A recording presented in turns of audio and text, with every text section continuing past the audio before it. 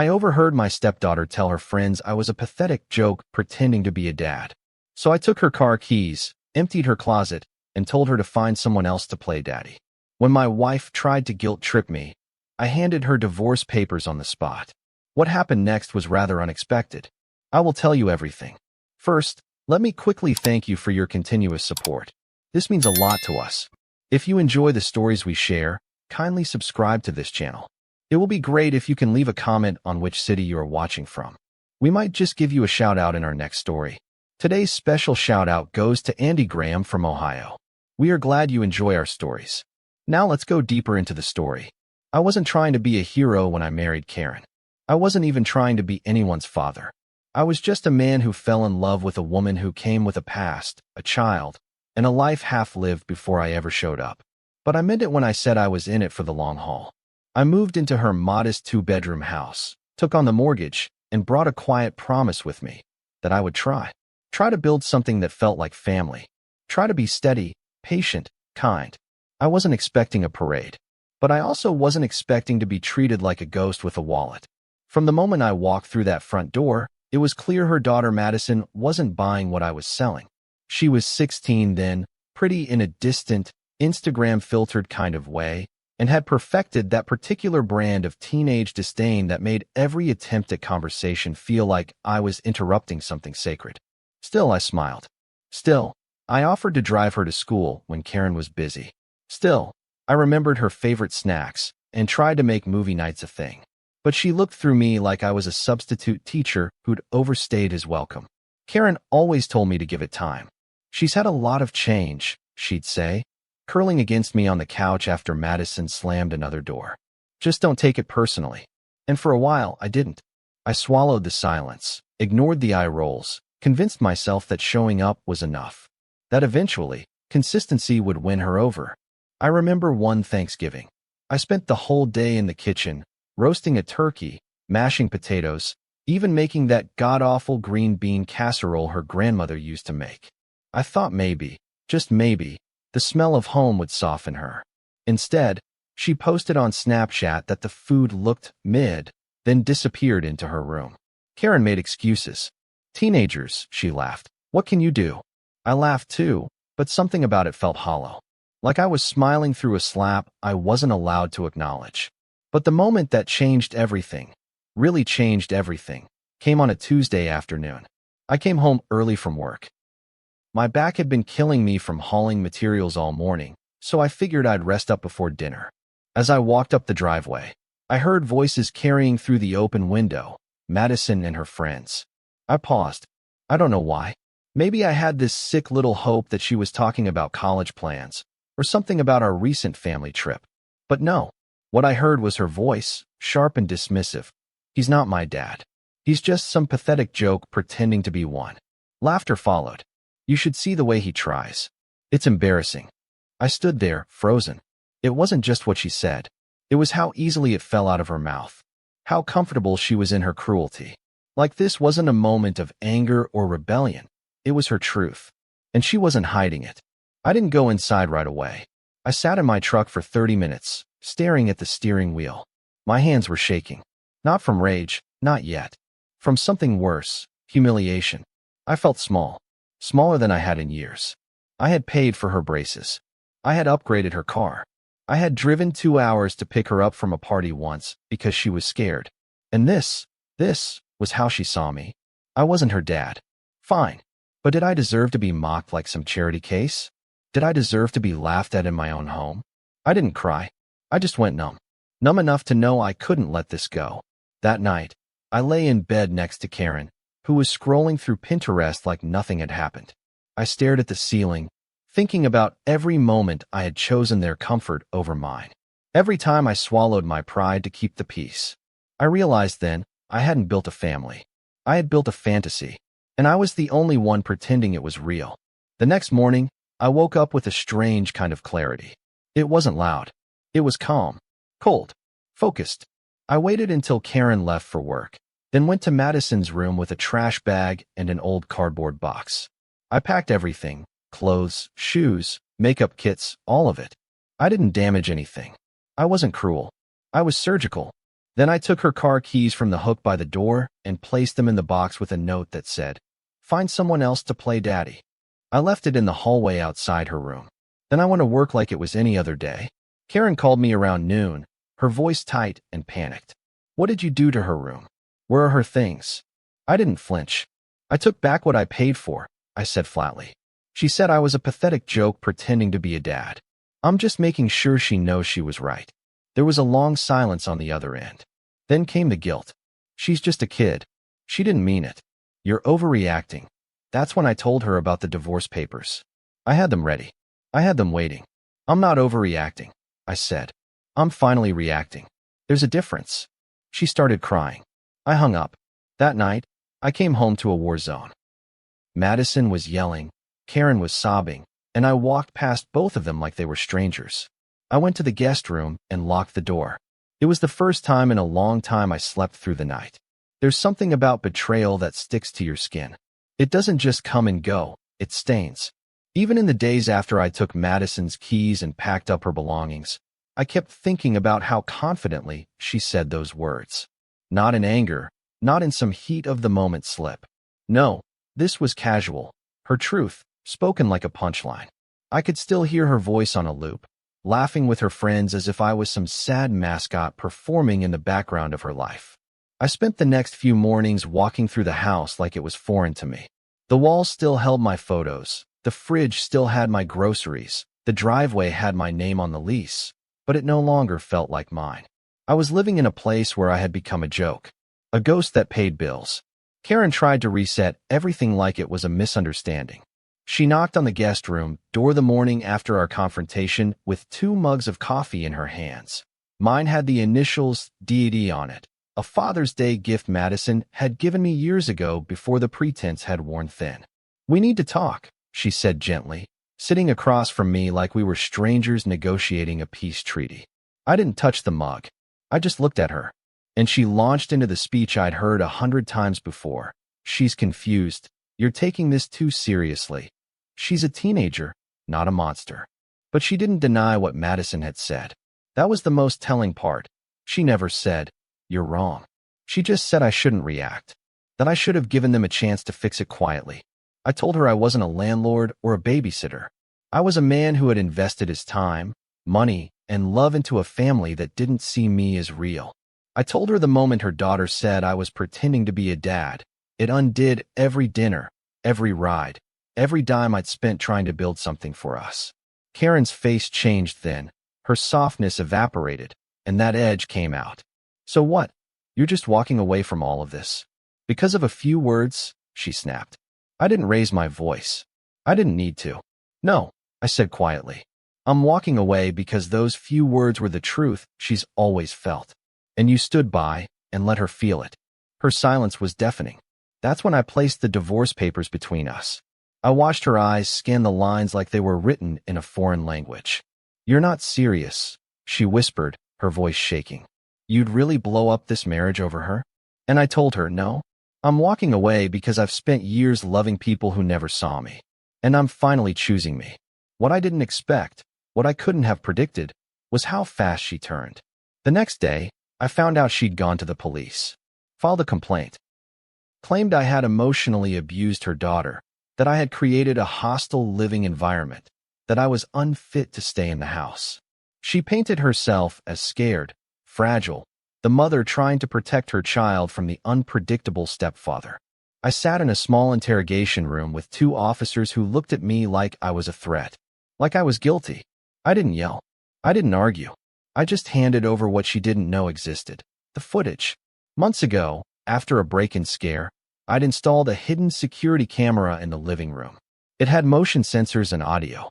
I'd told Karen about it once, briefly, but she'd waved it off, more interested in the throw pillows she was arranging than any kind of security system.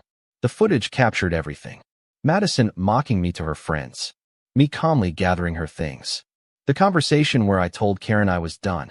No shouting, no threats, just a man tired of begging for a seat at a table he helped build. My lawyer pulled up the files and burned them to a disk. The moment we played it in court, everything changed. I remember watching Karen's face as the audio filled the courtroom. She didn't look at me. Her lips parted slightly, her hands clenched in her lap. The judge narrowed his eyes, adjusting his glasses like he couldn't believe what he was hearing. And then came Madison's voice, crisp, cruel, unmistakably clear. He's just some pathetic joke pretending to be a dad. The room went dead silent. My attorney paused the video. The judge leaned forward. "Mrs. Taylor," he said, his tone suddenly sharp, "you claim this man created a threatening environment. Can you explain what we just heard on this recording?" Karen opened her mouth, but no sound came out. Her lawyer tried to pivot, to talk about context and emotional distress, but it was over. The narrative had shattered. Outside the courthouse, Karen tried to reach for me. "I didn't know she said all that," she said, tears streaming down her face. "You have to understand, I was just scared. I didn't want to lose everything." I stepped back. "You didn't lose everything," I said. "You just lost me. The one person who never lied to you." She tried to speak again, but I was already walking away. Her voice broke behind me, calling my name like it suddenly meant something. Later that night, I lay on the couch of a friend's place, staring at the ceiling again. But this time, I didn't feel small. I felt tired, deeply tired, like I had been carrying something heavy for years and only now realized how much damage it had done to my back. There's a special kind of grief that comes from realizing you were the only one fighting for a dream. That the people you bent over backward for would fold you up and toss you aside the moment it got inconvenient. But there's also freedom in that realization. Because once you know they never truly saw you, you stop trying to be visible to them. You stop shrinking yourself to fit their comfort. The worst part about being falsely accused isn't the legal process. It's the silence that settles in your chest while you wait for the world to pick a side. It's waking up each day wondering who's heard the lies and already judged you without ever hearing your side. After Karen reported me, claiming I had emotionally abused her daughter and created a violent atmosphere, I wasn't angry at first. No, at first I was shocked. Not because she didn't have it in her. I knew Karen was capable of playing the victim. I just didn't think she'd weaponize the one thing I still had: my name. All these years of showing up, working overtime, covering bills, stepping into a role I was never required to fill, and in the end, I was nothing more than a headline in her sob story. A strange stepdad loses control. That's the version she sold, and it spread like wildfire. It didn't take long for the whispers to start.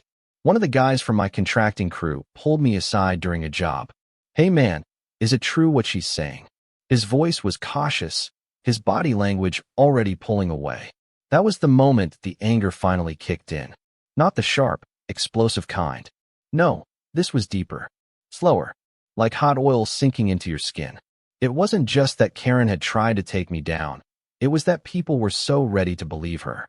All it took was a tearful phone call and the word abuse, and suddenly I was guilty. That word sticks to a man like blood, and even when you prove you didn't do it, the stain doesn't fully come out. The police visit was humiliating in ways I still haven't fully unpacked. They didn't cuff me, but they didn't treat me like a man either. I opened the door to two officers, one hand on his belt, the other holding a notepad. "We've received a report of emotional abuse involving a minor," he said flatly. Karen had told them I was erratic, that I yelled, that I had thrown Madison's things out in a fit of rage. She painted this picture of a man unraveling, and they believed it, because it fit the stereotype. Middle-aged guy, broken family, teenage girl crying wolf. It's a story we've all seen on TV. But the difference was, I had evidence. Cold, unemotional, time-stamped truth. I remember pulling out the hard drive from the security camera with trembling hands. Not because I was scared, but because I knew I shouldn't have to do this. I shouldn't need proof that I wasn't a monster. I shouldn't need footage to defend my dignity. But there I was, a man in his own home, preparing to show strangers what his life had become. The officers watched the clips with blank faces. No emotion, no apology, just quiet nods and a few scribbles in their notepad. I could feel their discomfort when they heard Madison's voice, dripping with contempt, laughing about how I was a joke. And then Karen's voice, pleading, manipulative, acting like I was destroying our family just by saying the truth out loud. When it ended, one officer cleared his throat and said, "We'll file an amendment." And just like that, they were gone. But court, Court was something else entirely. My lawyer was a pit bull in a tailored suit, and thank God for that. Karen had walked into the hearing wearing a soft blue dress and tears like jewelry. She clutched tissues and dabbed her eyes like she was on daytime television. Madison didn't even look at me. She sat beside her mother, arms crossed, expression smug, like she knew the system was on her side, like she'd already won. I sat across from them and wondered how we got here, how people I had fed, sheltered, and cared for could turn me into a villain so easily. My lawyer began with the footage. He played every second without commentary. Let the words speak for themselves. The court reporter stopped typing more than once, her eyebrows raised. The judge stared down at the screen like it was a car crash he couldn't look away from. When it ended, Karen looked like she'd seen a ghost. Her face went pale. Madison suddenly became fascinated with her shoes. Her lawyer tried to spin it. Context matters, she argued. Teenagers say things they don't mean. But the judge wasn't buying it. He leaned forward, fingers steepled, and said, "What I saw was a man being ridiculed and manipulated. I see no evidence of abuse here. In fact, I see a man who went to great lengths to remain calm under pressure." He dismissed their claim, denied their motion to remove me from the house, and ended the hearing without another word. But the real victory wasn't legal. It was emotional. For the first time in months, I felt seen. Karen followed me outside, calling my name like we were still something. "Please," she said. I panicked. I didn't think it would go this far. Her voice cracked. Her hands reached for mine. "You have to understand, I just wanted to protect her." I pulled my arm away, slowly, deliberately. "No," I said. "You wanted to destroy me because you couldn't control me anymore." She tried again. "I still love you." That stopped me. I turned around and said, "If this is love, I'd rather be alone." Then I got in my truck and drove away without looking back. The aftermath wasn't quiet. Karen tried to spin a new version of events on social media, cryptic posts about betrayal, loss, and being misunderstood. A few mutual friends reached out, confused, asking what really happened. I didn't respond, not because I didn't care, but because I was done performing. I had spent too long explaining myself to people who only ever wanted me as long as I was convenient. Now, I was learning the value of silence, the power of letting truth stand on its own. The moment that video started playing in court, I didn't look at the screen. I watched their faces instead. That was where the real show was. Karen's confident posture started to crumble within the first 30 seconds. She had walked into that courtroom like a widow of war, draped in grief, eyes watery and purposeful. But when her daughter's voice echoed through those speakers, clear and unmistakable, mocking me to her friends like I was some pitiful clown, I watched Karen's mascara smudge at the corners of her eyes, not from crying, but from sweating under the weight of her own lie. Madison, seated beside her in that too-tight black dress, shifted uncomfortably. Her confidence began to melt as the laughter from that recording filled the space like smoke. She wouldn't look at anyone, not at the judge, not at her lawyer, and especially not at me. That courtroom, sterile and fluorescent, suddenly felt like a truth chamber. I hadn't planned for this moment. I didn't know what vindication would feel like. But as the footage rolled on, me calmly folding her clothes, placing the keys in the box, leaving a note with restraint rather than anger, I felt something unexpected surge in my chest. Not pride, not victory, something quieter. Something that said, "You weren't crazy. You weren't the problem. You were just alone."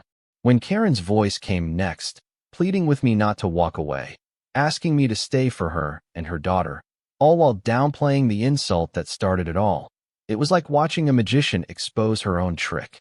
The courtroom wasn't just hearing the truth. They were seeing the full anatomy of manipulation unfold. The judge, a silver-haired man with eyes like a scalpel, leaned back in his chair as the last few seconds of the video played. His face was unreadable. He let the silence hang heavy for a moment before speaking, and when he finally did, his voice was sharp and deliberate. "Mrs. Taylor," he began, turning to Karen, "your accusation against Mr. Dalton was not only unfounded, it was, in my opinion, maliciously motivated. The evidence we've seen paints a very different picture than the one you presented under oath." He paused, letting that sting settle in. "In fact, I find it deeply troubling that you would attempt to weaponize the legal system during what is clearly a personal conflict. This court does not take kindly to false reports.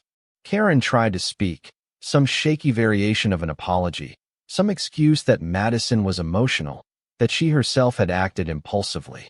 But the judge didn't entertain it. He banged the gavel, dismissed their claims, and finalized my petition to have the restraining order struck from record. Madison was visibly shaking now. Her arms were crossed tightly over her chest, her jaw clenched. For a girl who had laughed so easily at my expense, she suddenly looked like she'd aged 10 years. Her arrogance had dissolved, and in its place was something that almost resembled shame. Almost. As they gathered their things, Karen reached for her purse and looked up at me with glassy eyes. She mouthed something I didn't care to decipher. I didn't give her the grace of acknowledgement. Outside the courthouse, the world seemed too bright. I stood under the sun for a long time, watching the cars pass by, breathing like I hadn't in weeks. My lawyer clapped me on the shoulder, a rare smile crossing his face. "That went better than expected," he said. "They didn't just lose, they exposed themselves." I nodded, but I wasn't celebrating. The truth is, I felt hollow. Like I'd survived a war, but lost too much in the process to feel triumphant.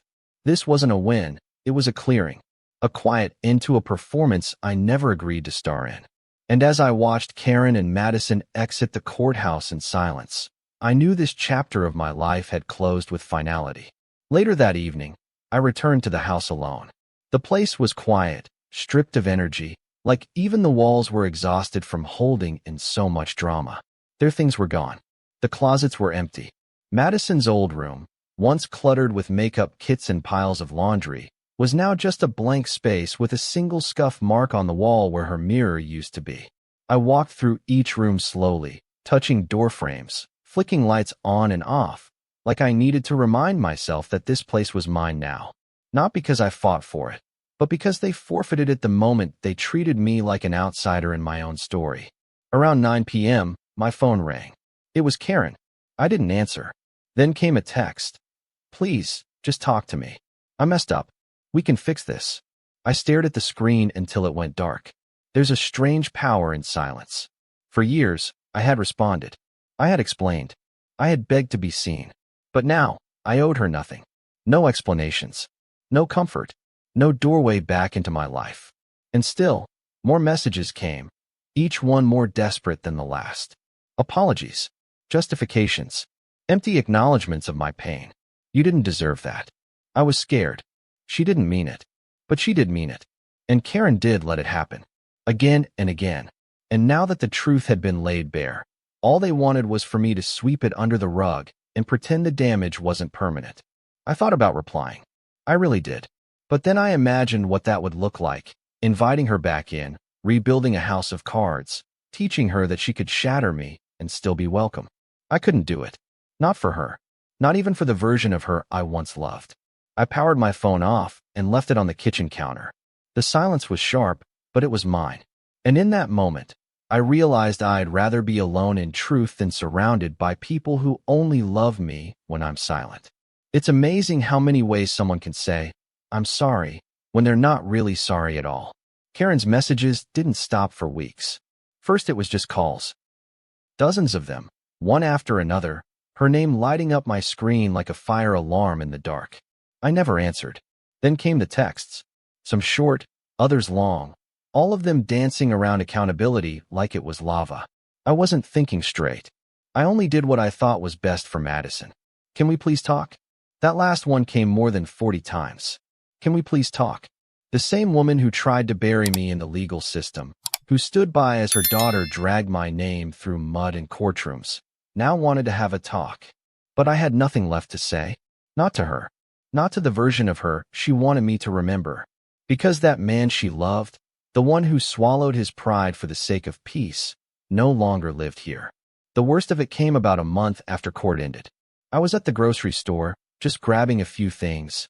Eggs, some frozen meals, a bottle of bourbon I hadn't yet decided if I deserved. I was pushing the cart down aisle 5 when I saw her, Karen. She looked thinner, worn down in a way that wasn't just physical.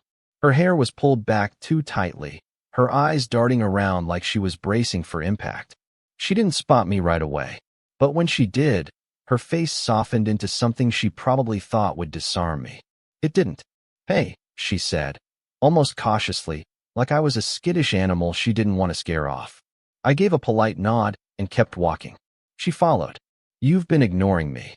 I stopped and turned to her, not because I wanted to engage, but because I wanted to make it clear this was no longer her stage.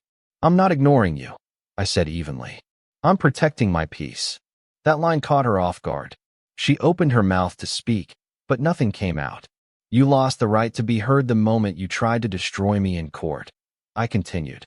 "You don't get to rewrite history just because you're uncomfortable with how it ended." Her eyes welled up, of course. Always the tears. Always the theatrics. "I just want to fix this," she whispered. I shook my head slowly. "This isn't fixable, Karen. You made sure of that." Then I walked away, leaving her standing there between the paper towels and cereal boxes, crying into her palms like grief could undo betrayal. That night, she left a voicemail. Her voice cracked in the middle, as if that alone could make it more authentic. "I still love you," she said. "We made so many memories. I can't just throw them away. Please don't hate me. Please." I listened to it once. Then I deleted it. I wasn't interested in revenge or cruelty. I just wanted to live a life that didn't include people who only loved me when I was useful. People who only saw my worth when I walked away from them. And Madison? Not a single word. No apology. No recognition. Just silence. Which, ironically, was the most honest thing she'd ever given me. I wasn't her father. I never was. I was the man her mother chose to stand in the gap. And when that gap didn't serve her anymore, they tried to erase me from the equation. It took time, but the house finally began to feel like mine again. Not just the deed or the keys, but the soul of it. I rearranged the furniture, donated the rugs Karen had picked out during one of her faux decorating phases. I painted the walls a cool gray, a fresh start in every brushstroke. And I filled the silence with music, with old records I hadn't touched in years. There was something healing in the mundane. Doing dishes without someone sighing in the background. Waking up without the weight of walking on eggshells. I started reading again. Cooking for one. Drinking coffee by the window with no conversations to anticipate, no moods to manage. I began to rediscover the man I had been before I became someone else's convenience. Every once in a while, mutual friends would reach out, some genuinely curious, others clearly just fishing for gossip. "Are you really not speaking to her at all?" they'd ask. "She says she's trying." I'd smile to myself, because they didn't know what trying looked like. They hadn't seen the nights I stayed up researching scholarships for Madison, or the weekends I spent building that stupid deck she never once thanked me for. They hadn't heard the tone in Karen's voice when she'd say, "She didn't mean it," instead of, "You didn't deserve that." Her trying now didn't mean anything. It was self-preservation, not redemption. And I had no use for a reconciliation that came only after the damage had been televised. One evening, I got a letter in the mail. No return address. I knew it was from her before I even opened it. The handwriting was careful, the kind of neat that only happens when someone is trying too hard. It was 6 pages long. She detailed everything. The stress, the fear, the guilt. She admitted she acted out of anger. That she believed Madison over me because, in her words, a mother always protects her child. But nowhere in those 6 pages did she say what I needed to hear. I believed a lie because it was easier than admitting I failed you. Instead, it was more of the same. Pain disguised as love. Excuses dressed as apologies. I folded the letter neatly, placed it back in the envelope, and stored it in a box labeled Final Answers. I wouldn't reread it, but I wouldn't destroy it either. Some wounds need to be documented, even if they never fully heal. I won't lie, some nights are lonelier than others. There are moments I walk past the empty bedroom and wonder what it would have been like to raise a daughter who actually wanted me around, who didn't see me as a joke, a daughter who'd defend me, not destroy me. But those are daydreams. And I've learned to let daydreams go. I've learned that love without respect isn't love at all. That loyalty isn't real if it only exists when things are easy. I may have lost a family, but I gained something far more valuable, clarity. And with that clarity came peace. I used to think being a good man meant staying, holding on no matter what, bending until your spine became a question mark, and calling that love. I used to think that real strength was in forgiveness, in patience, in waiting for the people who hurt you to realize you were worth more. But what I've come to learn, painfully and finally, is that real strength is knowing when to walk away, when to choose yourself, and standing in that choice, even when the silence gets heavy and the loneliness creeps in like a slow fog. That's what strength looks like now. Waking up in a house that no longer echoes with betrayal, making coffee for one, and not flinching when the phone doesn't ring. That's peace, and it's hard-earned. The mornings are quiet, but they're honest. I open the windows now, let fresh air in without worrying about who'll complain about the breeze. I light candles, play blues on vinyl, and read the newspaper cover to cover, slowly, like every word matters. I've reclaimed space in the small things. I no longer apologize for my presence. I'm not walking on eggshells or editing myself to survive someone else's mood swings. I've learned to live without needing to be needed. That's what they don't tell you about divorce, especially when it comes after raising a kid who wasn't yours. The grief isn't just for the relationship. It's for the version of yourself that was constantly negotiating your worth with people who never intended to pay full price. Madison never reached out. Not once. No call. No text. No awkward, half-hearted apology. And I was fine with that. She had always viewed me as a placeholder, someone to tolerate until she could move on. I was the man who paid for her braces, bought her prom dress, fixed her car's busted radiator, but I was never dad. Not in her eyes. And I finally accepted that. Being a father isn't about biology or even effort. It's about recognition. You can pour everything you have into a person, but if they don't want to receive it, it disappears into the void. I stopped yelling into that void. I stopped bleeding for people who would have watched me die with dry eyes. Madison is her mother's daughter. And that's not a dig, it's a diagnosis. Karen raised her to believe love is performance, that manipulation is survival, and that men are disposable tools. And I, foolishly, thought I could fix that. I thought love could overwrite programming. But love, alone, isn't that powerful. The men at work asked how I was doing. Not all of them, but the real ones. The ones who saw the toll it took on me. I told them the truth. That it sucked. That I felt like a stranger to myself for a while. That I kept questioning whether I had overreacted, even after the evidence proved I hadn't. Because that's the poison of gaslighting. It makes you doubt what you saw with your own eyes. And it lingers, even after you win. But slowly, with time and space, I found solid ground again. I took a few weeks off, drove out to the coast, sat on the hood of my truck with nothing but ocean wind and quiet sunsets. I stopped trying to feel better, and instead, just let myself feel. All of it. The rage, the sadness, the disbelief, the relief. Healing isn't linear. It's messy and slow and shaped like your own reflection. A few months ago, Karen tried one last time. She showed up at the house. No warning. Just stood on the porch holding a photo album. The one we used to keep in the living room, full of birthdays, road trips, movie nights. She looked different. Not older, just smaller. Like the weight of her choices had finally started pressing into her bones. I opened the door, but didn't invite her in. She held the album out to me like it was some sacred text, her eyes searching mine for a flicker of softness. "I thought you might want this," she said. Her voice cracked, not for effect, but from exhaustion. I took it, not because I wanted it, but because I needed that moment to end. She hesitated before walking away, her eyes lingering, waiting for permission to speak again. "I'm sorry," she whispered. "For everything." I nodded once. No words. No embrace. Just acknowledgement. She turned to leave, but before she reached the steps, I spoke. "I hope you do better with the next person." She froze, then slowly nodded without turning around. That was the last time I saw her. There was no cinematic closure, no dramatic reconciliation. Just a line drawn clearly in the sand. And sometimes, that's all we get. Not happy endings, but clean exits. These days, I don't think about them as often. The memories still surface now and then. A laugh at the dinner table, a quiet drive to school, a heated argument by the kitchen sink. But they don't haunt me anymore. They're just part of the story. The chapter one had to live through in order to become this version of myself. The one who knows his worth, who protects his peace, who doesn't confuse love with sacrifice. I learned the hard way that you can't save people from the consequences of their own patterns.